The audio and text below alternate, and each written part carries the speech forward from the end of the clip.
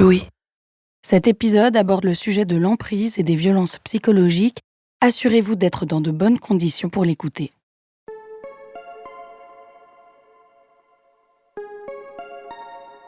Ce n'est pas facile de reconnaître une relation abusive alors même que notre imaginaire a parfois été nourri, depuis l'adolescence, de ces relations pseudo-amoureuses qui n'en sont pas vraiment. Celles et ceux qui ont grandi avec Chuck Bass dans la série Gossip Girl ont passé 6 saisons à attendre que Blair Waldorf et lui se remettent ensemble. Franchement, une très mauvaise nouvelle pour Blair, qui dit quand même qu'avec lui, je la cite dans la saison 4, elle a oublié ce qu'était la joie. Ma nièce de 15 ans mate la série en ce moment, et vraiment, je trouve ça impossible à regarder avec les connaissances que j'ai aujourd'hui à 37 ans, sans y voir une relation d'emprise. L'emprise peut être définie comme un ensemble de mécanismes qui permet à un individu d'exercer son pouvoir sur le psychisme de l'autre, sur les pensées de l'autre. Anne-Clotilde Ziegler, psychothérapeute et autrice du livre « Qu'est-ce que l'emprise ?», parle même d'une entreprise de domination qui devient une entreprise de destruction de l'autre. Les mots sont extrêmement violents, ces relations aussi. Et pourtant, c'est parfois difficile de le voir, même chez des amis proches, même quand ça nous concerne nous. Alors comment reconnaître qu'on n'est pas fou ou paranoïaque, mais qu'on est bien sous emprise ? Une fois qu'on est sûr de pouvoir l'identifier, comment se libérer de cette mainmise psychique ? Et une fois qu'on est sorti de cette relation destructrice, comment soigner ce qui a été abîmé et sortir définitivement de l'emprise ? Je suis Marie Misset, bienvenue dans Émotion. Émotion. Je me suis sentie soulagée, j'arrivais à trouver les gens qui parlent de ce que moi je vis. Ça me fait rire, ça me fait rire. Là, il y a les lumières, elles se sont allumées à tous les étages. J'ai tellement adoré que je me suis dit, et j'en veux encore. Mais j'avais pas vu venir ça du tout, mais quoi ? Mais je suis à fond. Émotion. Émotion. Émotion.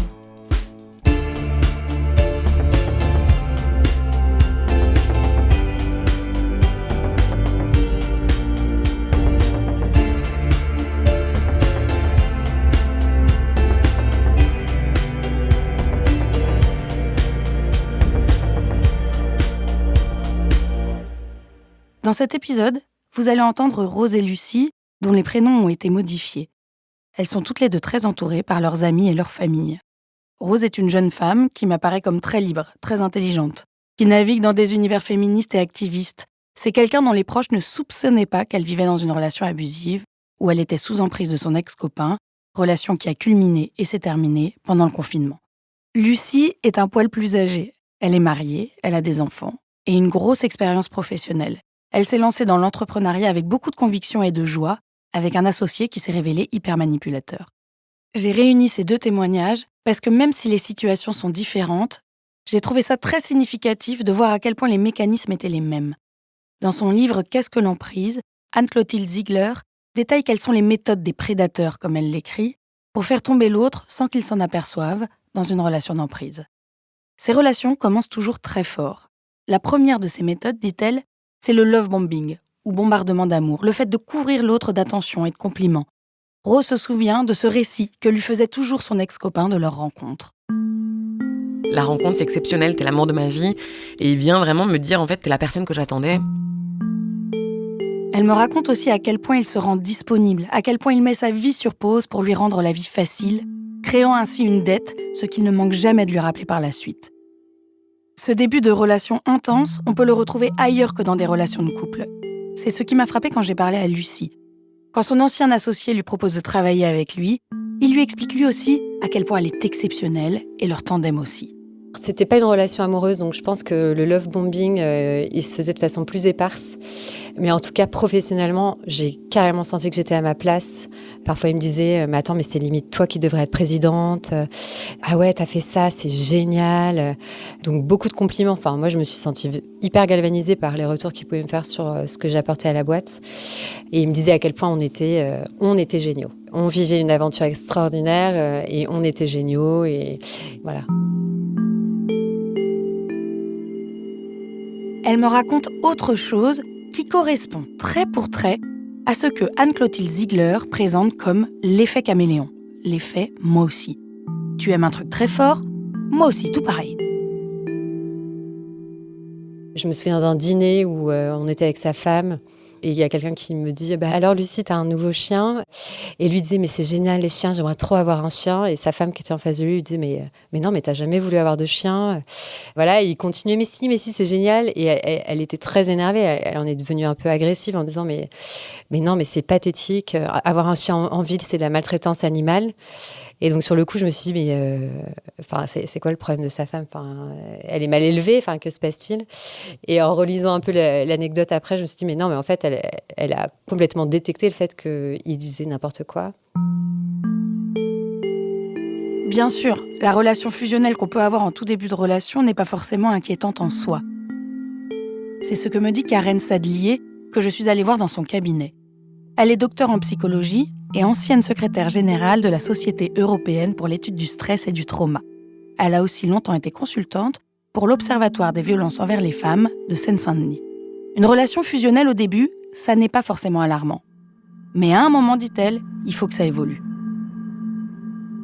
Généralement, si la relation tient vers entre moins 9 et 12, statistiquement, la relation commence à bouger à quelque chose dans lequel moi j'ai mon espace, toi tu as ton espace et après on a notre espace ensemble. Et les agresseurs ont du mal avec ce mouvement-là et donc vont tenter que les partenaires restent uniquement dans leur espace. Leur espace fusionnel, c'est pas notre espace, c'est leur espace. Tu fais partie de mon espace à moi. On sait aussi qu'ils sont égocentrés et donc le monde tourne autour de leurs envies, leurs besoins. Dans la relation entre Rose et son ex, c'est comme ça que l'emprise s'organise progressivement. À la base, il ne m'avait pas présenté toutes ces blessures, mais en fait, progressivement, ce qui s'installe dans la phase de couple passionnel, c'est que je viens répondre à toutes ces angoisses, en fait. Je viens apaiser toutes ces angoisses, je viens combler tous ses doutes, je viens lui donner confiance en lui, etc., etc. Donc, ce qui me dit tout d'un coup, c'est qu'il peut plus se passer de moi. Et en fait, paradoxalement, ça me flatte, je crois, que quelqu'un me dise « je peux pas me passer de toi parce que tu es nécessaire à mon bien-être, à ma vie, à tout ». À partir de là, la relation atteint un autre stade. Comme elle est censée répondre à tous ses besoins, il la sollicite en permanence, peu importe qu'elle soit au travail ou avec des amis, et tout devient très conflictuel quand elle n'est pas disponible. Et ça correspond à une autre caractéristique de ces relations. Les auteurs de ce type de violence ont un seuil de tolérance à la frustration très très bas. Et ça, c'est quelque chose que vous pouvez tester, dit Karen Sadlier, dans le début d'une relation. Si vous annulez un rendez-vous avec la personne, est-ce qu'elle insiste lourdement pour vous voir quand même ? Est-ce qu'elle râle ? Est-ce qu'elle vous culpabilise ? Pour en revenir à Rose, quand la relation commence à se dégrader, son entourage ne s'en aperçoit pas. Et ça aussi, c'est caractéristique, selon Anne-Clotilde Ziegler. À l'extérieur, ils apparaissent souvent très charmants. Je pense que, par ailleurs, c'est quelqu'un qui préservait beaucoup notre sociabilité de couple. Donc, à l'extérieur, quand on était en vacances avec des amis, les gens ne voyaient pas. C'était vraiment dans l'intimité. Typiquement, les engueulades, c'est quand on est rentré à la maison après une soirée, qu'il n'y a plus que nous deux dans un appartement. Là, c'est le terrain parfait pour qu'il y ait lieu à une engueulade, et ça dure, et c'est dans ces moments-là. Donc, mes amis ne s'en rendaient pas compte, je ne donnais pas grand-chose non plus. Vraiment, ça va, oui, ça va. Et ça se passe comment ? Ça va. Il y a des moments difficiles, mais là, ça va mieux. C'est vrai qu'on a passé une période un peu chiante, mais là, c'est cool. Ces alternances entre périodes violentes et périodes d'accalmie, où Rose peut à nouveau croire dans la relation, elles sont absolument typiques de toutes les relations d'emprise, me dit Karen Sadlier. C'en est même un des indicateurs les plus forts. Ça fait partie de toutes les relations d'emprise, le cycle des violences. On voit la même chose dans le cadre des violences sur les enfants, que ce soit maltraitance physique, violence sexuelle et maltraitance psychologique, que les parents maltraitants vont intercaler des moments d'attention et avec des moments de peur, de montée de tension et de violence. Ces cycles fonctionnent toujours de la même manière. Il y a d'abord une mise sous tension progressive, où l'agresseur isole et tente de contrôler au maximum l'autre. Cette mise sous tension, elle aboutit à une deuxième phase, l'explosion de violences qui peuvent être aussi bien physiques que psychologiques. La phase suivante, celle des justifications, consiste à persuader la victime qu'elle est à l'origine de l'explosion, que c'est de sa faute. Et après ça, vient toujours un moment d'accalmie, une pause où l'agresseur promet de changer et la victime reprend espoir. 5 ans après la relation, Rose a aujourd'hui parfaitement identifié ces cycles. Moi, mon rythme, c'était 3 semaines de tempête, 3 jours de beau temps. Donc en général, les 3 semaines de tempête, j'étais très occupée avec lui, puisque j'étais en permanence en train de répondre à ses besoins, en permanence en train de... je devais quitter ce que j'étais en train de faire pour aller régler des embrouilles de couple, donc 3 semaines d'embrouilles de couple. Pendant ces semaines de tension, les appels permanents, la nécessité de régler tel ou tel conflit l'éloignent de son entourage. Et il y a d'autres possibilités pour isoler quelqu'un. Un déménagement rapide dans un endroit où on ne connaît personne, du chantage affectif, des critiques permanentes sur des amis ou la famille. Quand à nouveau, il nous autorise à aller bien, mais il m'autorise moi, c'est le moment où j'ai le droit de sortir, j'ai le droit de revoir des copains. Donc c'est le moment où je dis oui, c'est un peu dur là, mais ça va. Quand les embrouilles permanentes cessent, Rose veut profiter de ce temps calme. Elle n'a pas envie de le gâcher. Karen Sadlier me dit d'ailleurs que ces périodes sont le moment où les victimes sont les moins réceptives aux aides de l'extérieur, car elles peuvent se reposer un peu et avoir l'espoir d'améliorer leur relation. Comme ça s'intercale toujours avec des bons moments, ces personnes-là vont dire « Bon, c'est une erreur et c'était juste un mauvais moment. Peut-être si j'essayais plus, mon amour va les sauver et ça va faire, si j'ai fait plus d'efforts, ça va aller mieux. » Sauf que ça va pas fonctionner avec cet auteur-là. C'est quelque chose qui me semble important dans l'histoire de Rose. Le fait qu'à l'époque, elle trouvait que l'histoire personnelle difficile de son ex donnait des raisons à son comportement et qu'un amour très fort pourrait venir réparer ça. Parfois, on vit des choses dans des relations toxiques. On essaye de soigner quelqu'un qui a lui-même été blessé. On est dans cette perspective-là. Le fait de comprendre d'où viennent les souffrances de l'autre, ça rend aussi compliqué de ne pas se dire « il n'est pas méchant, il est juste blessé, je peux le réparer ». Et surtout, je ne peux pas le blesser plus qu'il ne l'est déjà. Et ça contribue à se sentir responsable de la situation. Ça inverse la culpabilité. C'est aussi ce que me décrit Lucie quand elle me raconte un événement qui a fait basculer la relation avec son associé. Alors que j'étais enceinte de 4 à 5 mois, mon associé m'a dit « Écoute, ne le dis pas à ton mari, ne le dis pas à tes amis, mais je suis amoureux de toi. Je sais que ça n'est pas réciproque et je suis en train de travailler dessus pour que ça s'arrête. » Et donc là, je me suis dit... j'ai trouvé cette phrase bizarre. « Pourquoi tu me dis que tu es amoureux de moi si tu me dis que tu es en train de tout faire pour que ça s'arrête ? Et en quoi, moi, je suis actrice potentielle de ça ?» Il lui répond alors que c'est pour le bien de l'entreprise, pour être transparent. Mais quelque temps après, il lui pose quand même la question. Est-ce que si elle n'avait pas été enceinte, ça aurait été possible entre deux ? Elle lui dit que non. À partir de ce moment-là, la relation change. Et elle, persuadée de l'avoir blessé, elle se dit que quelque part, c'est un peu de sa faute. Et quand il commence à devenir cruel, cette prétendue faute lui fait excuser beaucoup de choses. T'as beau te dire que c'était un connard, il y a une partie de moi, quand je l'écoutais, je me disais, mais putain, le pauvre, il est blessé. Et ça, c'est ma faute, et ça, la faute ne revient qu'à moi. Il se fait sa crise existentielle, là. Il s'est fait bâcher par moi. Donc là, il est blessé. Je vais essayer de lui faire comprendre qu'il n'a pas besoin d'être blessé à cause de ça. Et que moi, en fait, je m'en fous. Enfin, ça arrive de tomber amoureux dans le boulot. C'est pas grave. J'ai pas de jugement de valeur par rapport à ça. Son associé, amoureux et conduit donc, commence à souffler le chaud et le froid au quotidien. Ce qui a été vraiment très compliqué pour moi, c'est qu'il pouvait me sortir des choses très dures, du style, tu vois, tel investisseur devant qui on a pitché, il m'a fait un retour hyper précis. Il me dit ça avec un grand sourire. Il m'a fait un retour hyper précieux. Il m'a dit qu'il trouvait que tu manquais d'ambition. Et il me dit ça avec un grand sourire en me disant, c'est précieux, non ? T'entends un truc comme ça, tu te dis, mais je ne suis qu'une merde. Et puis, 10 minutes après, il vient te voir et te dit, ah bah, t'as un nouveau pull. Enfin, voilà, comme si ce qui venait de te glisser là, l'air de rien, c'était anodin. Et surtout, lui, c'est comme s'il était constamment détendu, détaché. Alors que moi, émotionnellement, ça me crée des espèces de tempêtes intérieures. Là, je te raconte une bribe de tout ce qui m'a sorti, mais c'était du permanent. Et il a commencé à mettre cette graine dans ma tête que j'étais quelqu'un de susceptible, de paranoïaque, d'ingérable, qui retenait toutes les petites phrases, voilà. Ce que décrit Lucie, c'est une illustration parfaite du gaslighting. Un terme qui vient d'une pièce de théâtre des années 30, Gaslight, où un mari s'emploie à rendre sa femme folle en changeant constamment des petits trucs chez eux et en lui disant que rien n'a changé quand elle le remarque. Par extension, le gaslighting désigne une manipulation qui consiste à faire douter constamment l'autre de sa perception de la réalité, ce qui le pousse à craindre pour sa santé mentale. Dans le cycle de la violence, et c'est toute la question de je ne sais pas si ce que je fais c'est bien ou pas bien, parce que l'agresseur est toujours pas stable.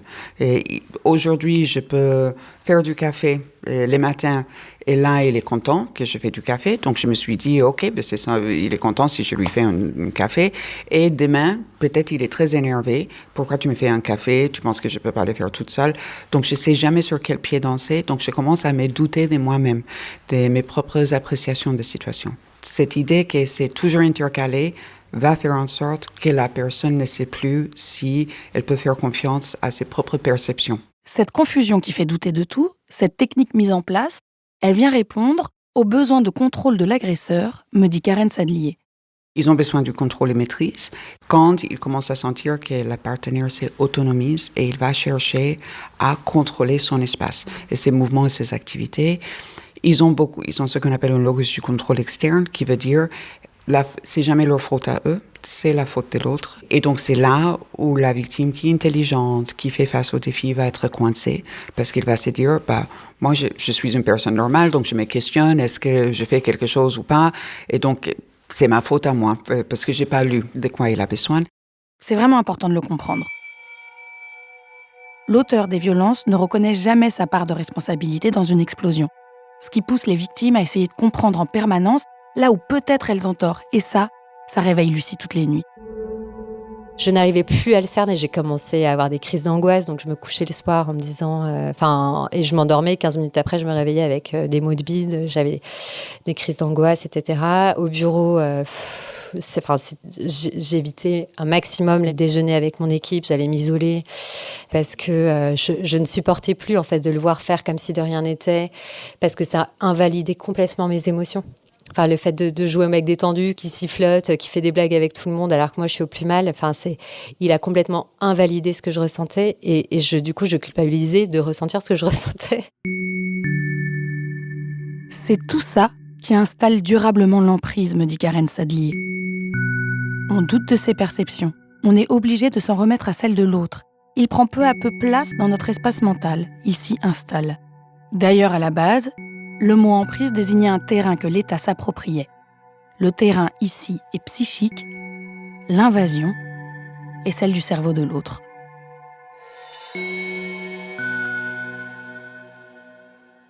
Ça implique aussi que je vais avoir du mal à faire confiance à mon image de moi, parce que c'est la perception que j'ai de moi-même. Donc, est-ce que la personne, l'agresseur, quand il me dit que je suis une horrible personne, est-ce qu'il a raison? Il ne me semble pas. Mais en même temps, je ne sais pas si je peux faire confiance à mon propre jugement. Et après, il y a des autres moments, il va me dire que je suis la personne la plus importante, je suis sur un piédestal. Donc, je suis dans une confusion complète.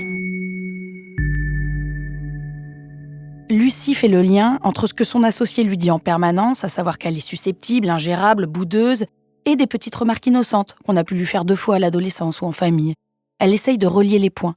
Un jour, elle appelle même une amie d'enfance pour confronter la vision que son associé lui donne d'elle avec ses propres perceptions. J'avais presque invalidé les retours de mon mari.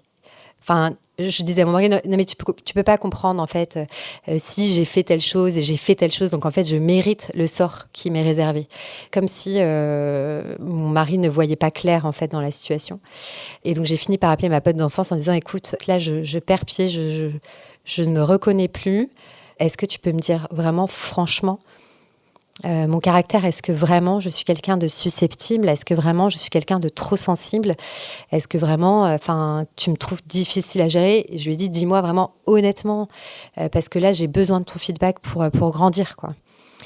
Et elle m'a dit, oh là là, qu'est-ce qui se passe? Je comprends pas que tu te poses ce genre de questions, blablabli.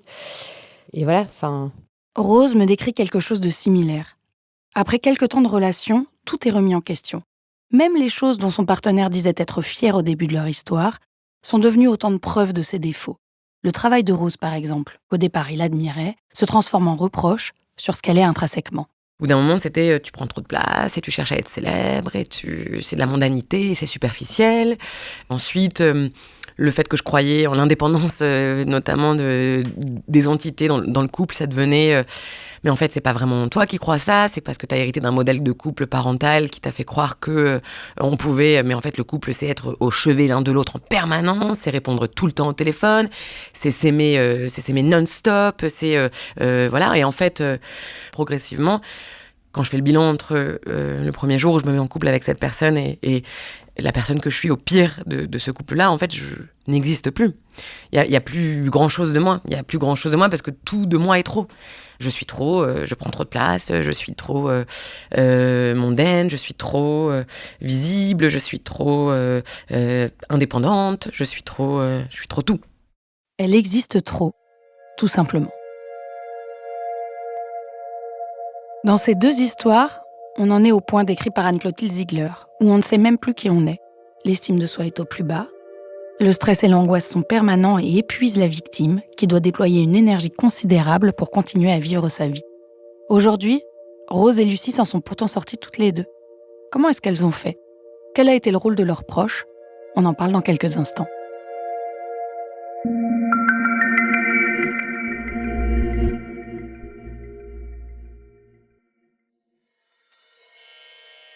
À l'époque donc, Rose comme Lucie se sentent en partie responsables de ce qui leur arrive.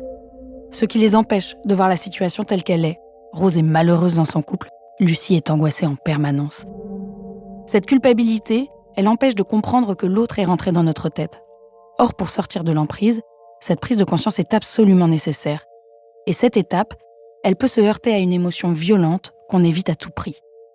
Une honte gigantesque, pas à moi quoi. Enfin, honte gigantesque, moi qui me pensais et qui me sais à nouveau féministe, libre, en dehors de l'idée que le couple c'est une coercition. Enfin, honte de fou de vivre ça.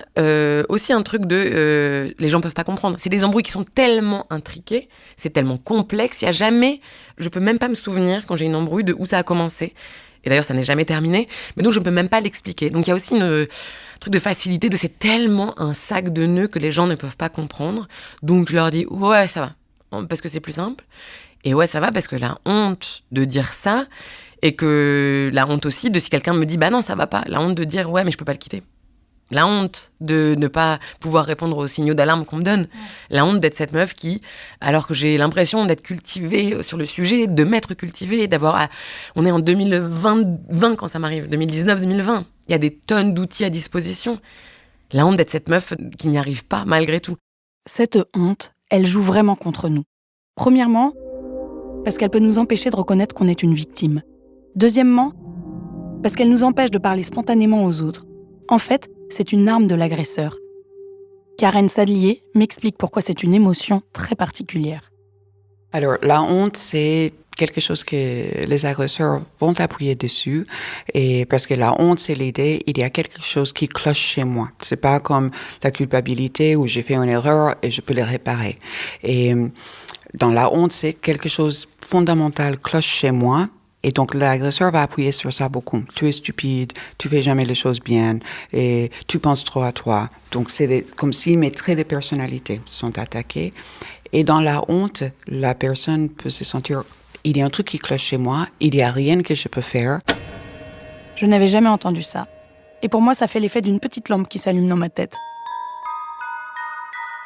La honte immobilise.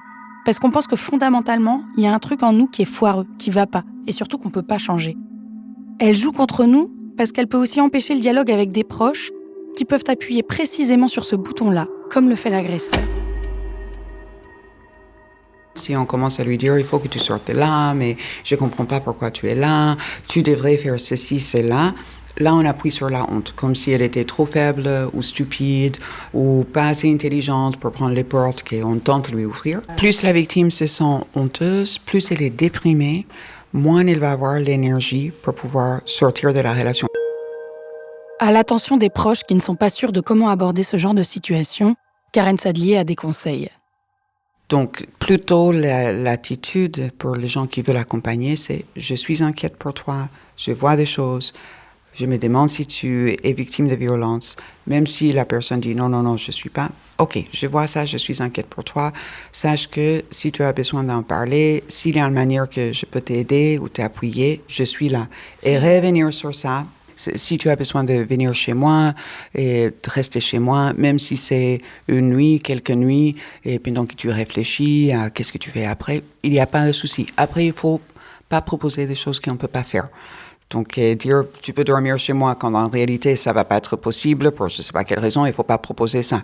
À ce moment-là, La personne ne sera peut-être pas capable de l'entendre, c'est pas grave, c'est utile quand même. La preuve, pour Rose, ça a marché une première fois. La première fois que je l'ai quitté, c'était un jour, j'étais en train de dîner avec une copine et mon téléphone ne faisait que sonner, enfin que vibrer. Au bout d'un moment, ma pote me dit « Je peux regarder ?» Enfin, je suis désolée, je peux regarder. Et c'est quoi ? C'est ton mec ? Et je dis ouais. Elle me dit je peux regarder ce qui se passe. Et là, elle lit pendant 5 minutes de texto. Elle me dit c'est un barjot le type.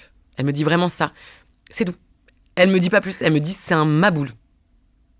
Et là, tout d'un coup, je me suis dit mais ouais, en fait, y a pas plus à dire que c'est un maboule. Après ce déclic, Rose a quitté cet homme sans regret. Mais 1 an plus tard, elle le recroise. Il lui dit qu'il a changé, qu'il va bien maintenant. L'histoire repart. Et il reprend vite ses habitudes. Quand j'ai demandé à Rose ce qu'elle aurait aimé que ses amis disent ou fassent pour sortir plus vite de cette relation, elle repense à ce moment-là, à cet ami qui lui a juste dit « mais complètement barjot », et elle me dit qu'elle aurait aimé que d'autres lui disent et lui répètent. Moi, j'aurais bien aimé, et aujourd'hui je suis cette meuf-là, qu'on me confronte un peu. Je pense que j'aurais bien aimé qu'on vienne me dire « oh, ton mec c'est un maboule », qu'on me dise notamment « mais meuf, ça fait 2 ans que c'est la même chose. Enfin, ça fait 2 ans que c'est exactement la même embrouille. » Vraiment la même embrouille.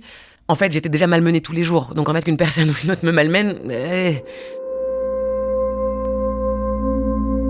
Mais ce n'est pas parce qu'on entend ces choses que ça fonctionne. Lucie, elle, malgré tout ce que disaient ses proches, était tellement obnubilée par son dialogue intérieur permanent et ses tempêtes émotionnelles, l'occupation de son espace mental était tellement réussie qu'elle n'arrivait pas à les entendre. Mais alors qu'est-ce qui a fait le déclic ? Qu'est-ce qui leur a permis de se dire à l'une comme à l'autre « ce n'est pas moi », ce n'est même pas lui et moi ensemble, il n'y a rien à améliorer ou à sauver dans cette relation, c'est lui tout seul. Dans le cas de Lucie, finalement, à bout de fatigue, elle réussit à voir la situation telle qu'elle est en partageant ses doutes avec quelqu'un témoin de la situation au quotidien, contrairement à son mari et à ses amis. J'ai fini par demander à quelqu'un de mon équipe, mais est-ce que c'est de la maladresse ou est-ce que c'est de la stratégie ? Enfin, j'étais tellement perdue, j'ai posé cette question, c'est de la maladresse ou c'est de la stratégie ? Et elle m'a répondu que c'était de la stratégie. Le fait qu'elle me réponde c'est de la stratégie, je me suis dit que j'étais pas seule dans mon analyse. Et donc ça m'a confortée et j'ai fini par aller voir une psy qui m'a dit mais en fait, dans tout ce que vous me racontez, j'ai l'impression que vous avez en face de vous quelqu'un qui cherche à garder le contrôle absolument sur tout. Regardez, quand il vous dit qu'il est amoureux de vous, en fait, il ne vous le dit pas vraiment. Voilà. Enfin, c'est pour ça que les phrases sont importantes.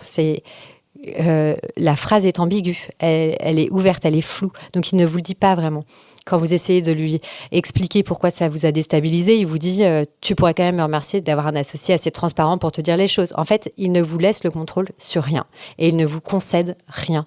Et donc elle m'a dit il est fort probable que vous ayez en face de vous quelqu'un de manipulateur. Et ça fait une espèce de déflagration chez moi. Le fait qu'elle me dise ça et qu'ensuite elle me dise Lucie, vous avez le droit d'être en colère. Elle m'a dit, vous avez le droit d'être en colère. Elle m'a dit cette phrase et là, j'ai été en colère, mais pendant 18 mois. Ça a fait... En sortant de chez la psy, elle bat le fer tant qu'il est chaud. Elle sait exactement quoi faire pour que les doutes ne l'assaillent pas à nouveau. En fait, elle m'a donné cette autorisation et là, j'étais en feu, quoi. Mais vraiment, j'étais en feu. J'ai écrit un texto à tout mon entourage en disant il y a 18 mois, il m'a dit qu'il était amoureux de moi, alors que ça faisait 18 mois que je gardais son secret, de empoisonné, là. Là, je l'ai dit à tout le monde. Mais vraiment, à qui voulait l'entendre, je l'ai dit. Tant pis si sa femme l'entend. Enfin, ça n'est plus mon problème. Et j'ai dit à tout le monde, en fait, c'est un pervers narcissique et ça fait 18 mois qu'il me tue à petit feu, quoi. Donc ça a été le déclencheur.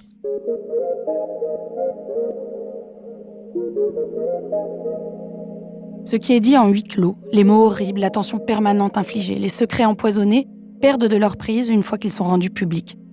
Pour enclencher un mouvement, il a donc d'abord fallu sortir du silence qui lui avait été imposé. Dans la foulée, Lucie convoque son associé, lui dit qu'elle ne veut plus de contact avec lui, qu'il est toxique. Il lui répond qu'elle l'est aussi. Elle est sortie du statu quo, mais pas encore de cette entreprise qu'elle ne veut pas quitter puisqu'elle l'a en partie créée. Aujourd'hui, elle en est finalement partie, non sans s'être battue, et depuis, la boîte a mis la clé sous la porte. À ce moment-là, Rose aussi cherche une personne tierce, perçue comme plus objective, comme la psy de Lucie, qui pourrait lui dire qu'elle vit une relation abusive. Je m'en rendais compte et je me disais, j'attends le jour où il me met un pain dans la gueule. Ça va arriver. Ça va arriver le moment où j'aurai un pain dans la gueule. Il va venir le moment où il va abuser physiquement et il va faire le truc qui fait que je peux aller voir la police. Moi, je rêvais d'avoir une entité qui était neutre pour moi, qui était objective, qui viendrait dire « Ah oui, ça c'est de la violence conjugale ». Donc je rêvais qu'il y ait un truc où je me disais « Ah voilà, c'est la preuve ». J'en étais là et je me disais « Waouh, mais quelle folie d'espérer qu'ils me mettent un pain dans la gueule pour que je puisse partir ». Donc ce moment-là n'est pas arrivé. En fait, j'attendais qu'il fasse un truc qu'il ne ferait pas, parce que sa violence à lui, c'était pas de me taper. Voilà. Alors ça continue à monter, jusqu'à ce que Rose atteigne ce que Karen Sadlier appelle son seuil de tolérance. Un seuil qui est propre à chacun, et qui est malheureusement plus élevé pour les gens qui ont subi des traumatismes plus jeunes. Ça, c'est individuel pour chaque personne. Et je connais des personnes pour lesquelles elles ont constaté que les partenaires avaient mis un programme pirate sur leur téléphone ou sur leur ordinateur.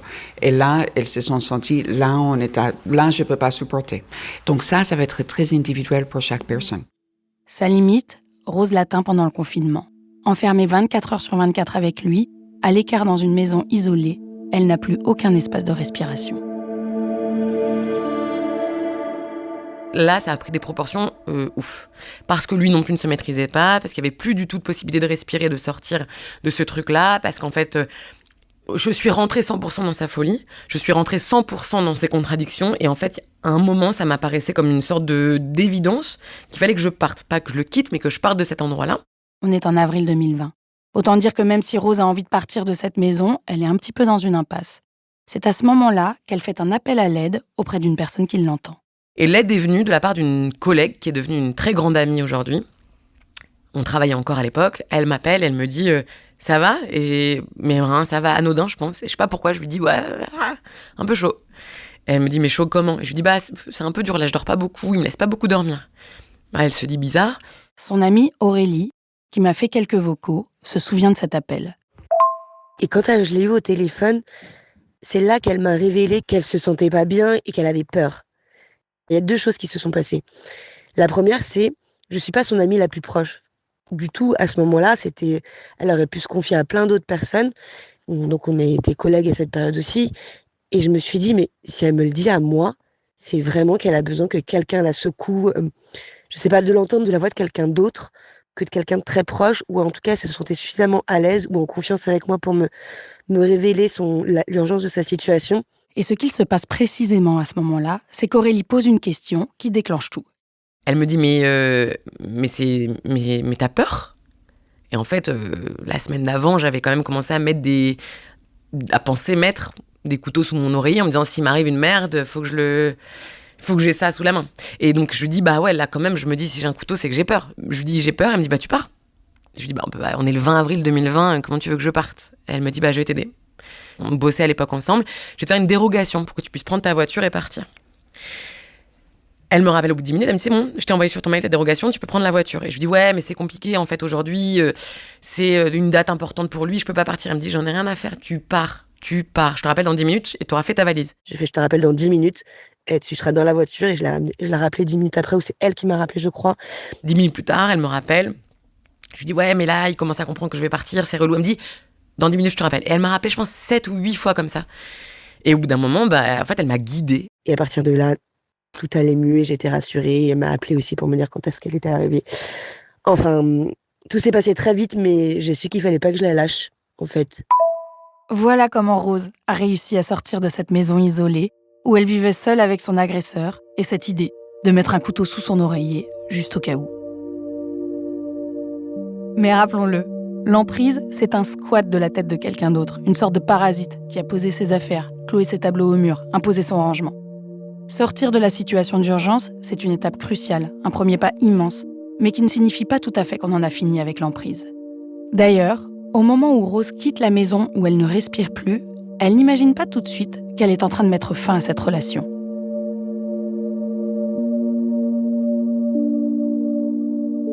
J'étais tellement lessivée, j'étais tellement vide qu'il a fallu que son emprise à lui soit remplacée par l'emprise d'une autre personne. Et en fait, elle a pris le pouvoir sur ma décision et elle m'a guidée dans cette voiture, elle m'a menée, elle m'a dit où j'allais aller. Et au bout d'un moment, en fait, elle m'a sorti de ce truc-là. Et rappelez-vous que ce n'était pas la première fois que Rose le quittait. Quand je demande à Rose ce qui s'est passé à l'époque de la première rupture, voilà ce qu'elle m'a répondu. 1 an après, je l'ai recroisé. Et il a vraiment joué la carte de j'ai changé, j'ai tout compris, ce que j'avais mal fait. Et vraiment, totalement embobiné. Par ailleurs, je pense que j'étais pas allée au bout non plus du processus de pétage de câble la première fois.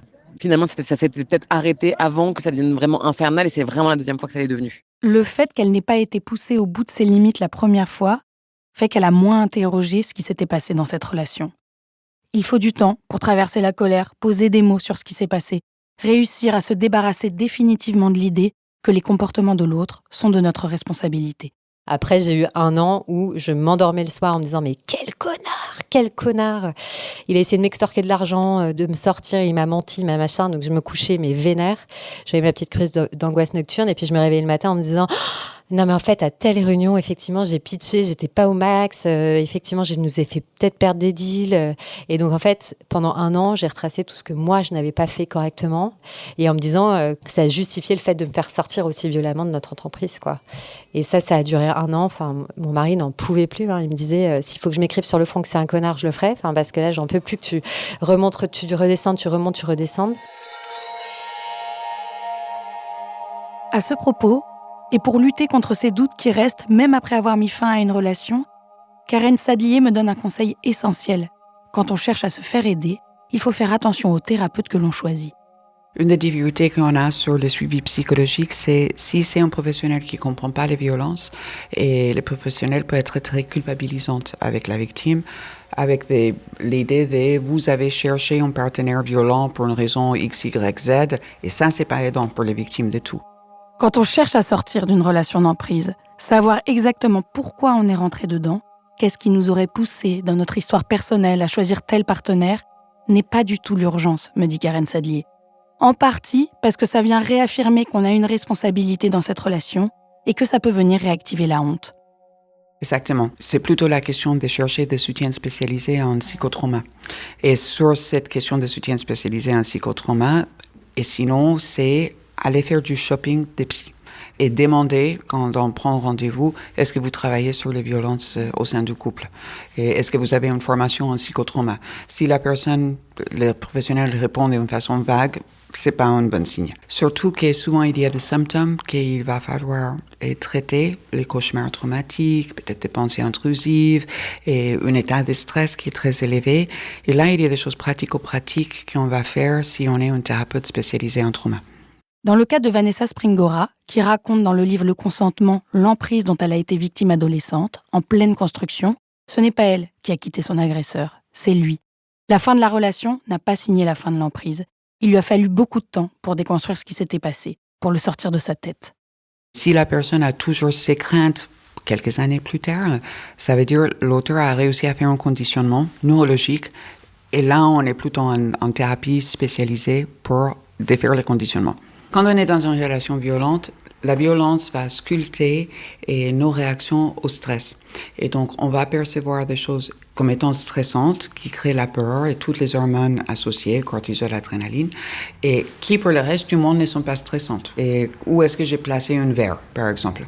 Donc ça risque de rester chez la victime, même s'ils sont plus en contact avec l'agresseur, parce on va toujours carburer aux hormones de stress, et on va toujours associer certaines activités, certains comportements comme une activité dangereuse. Et là, l'idée serait qu'en thérapie, on ouvre un autre chemin neurologique et dans lequel poser un verre sur la table comme ça n'est pas plus associé au danger.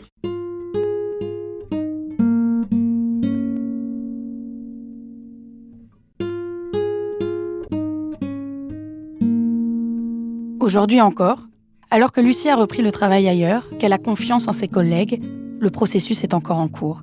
Elle le dit elle-même, quand elle commence à en parler, elle pourrait ne plus jamais s'arrêter. Il y a encore tant de choses à décoder, à dérouler, à se réapproprier. À ceci s'ajoute une difficulté propre à ce type d'abus. C'est le fait de le faire entendre aux autres.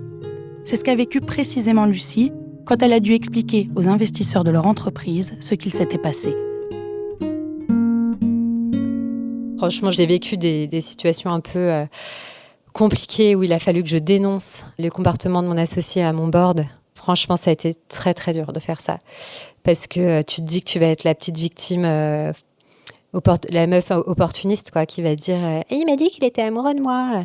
Donc tu te dis « mais je vais passer pour une bouffonne alors qu'on se parle de… » Enfin, tu vois. Donc je l'ai fait sur conseil de mon avocat, mais franchement, c'était pas agréable du tout. Enfin, dénoncer ces comportements, c'est toujours compliqué parce que est-ce que tu vas être cru? Comment montrer la perversion du truc sans passer 3 heures à raconter les petites phrases, les petits machins, les petits trucs.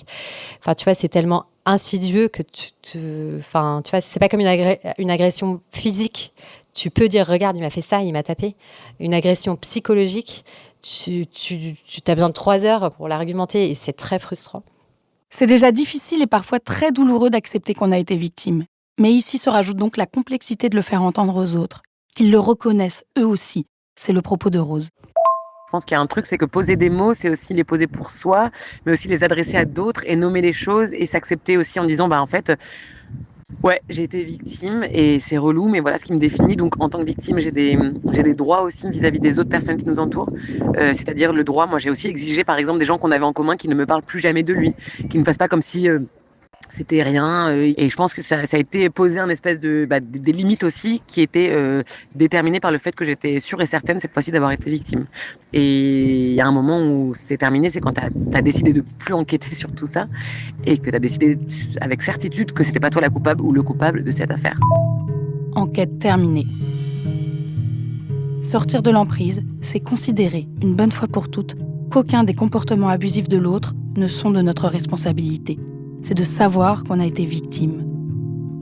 Après avoir écouté Rose et Lucie, j'ai eu ce truc de me dire « Est-ce que j'ai assez félicité les gens autour de moi qui avaient vécu ce type de relation abusive ? Est-ce que j'ai déjà mesuré la force qu'il leur a fallu ? C'est toujours bien de le faire, même plus tard. Et d'ailleurs, on peut les féliciter pour autre chose. » Pour les victimes, on peut tout à fait dire bravo d'avoir pu partir.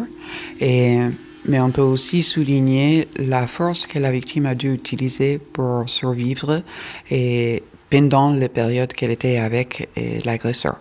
Parfois, quand je vois des victimes qui ne sont pas encore sorties, mais sont en train de préparer un départ, et se demandent si la vie après le départ va être compliquée, je souligne beaucoup, il y a tellement de choses que vous êtes en train de faire, des ressources que vous utilisez aujourd'hui, que oui, ça peut être difficile après le départ, mais c'est moins difficile que ce que vous êtes en train de vivre maintenant et vous montrer que vous avez les ressources de faire face à la difficulté.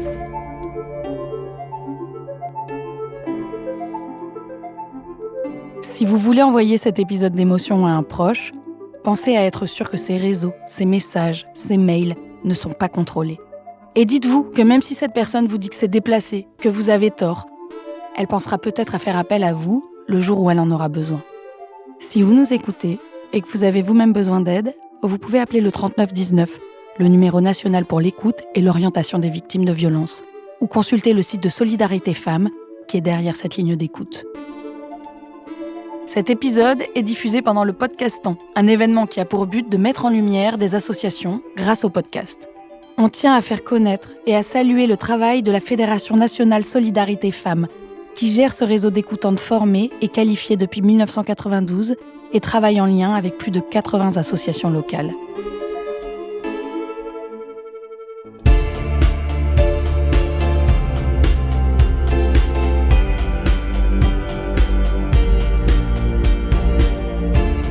Je suis Marie Misset et vous venez d'écouter Émotion, un podcast de Louis Média. J'ai écrit, tourné et monté cet épisode. La réalisation sonore est de Guillaume Giraud. Elsa Berthaud est en charge de la production. Prenez soin de vous et à bientôt.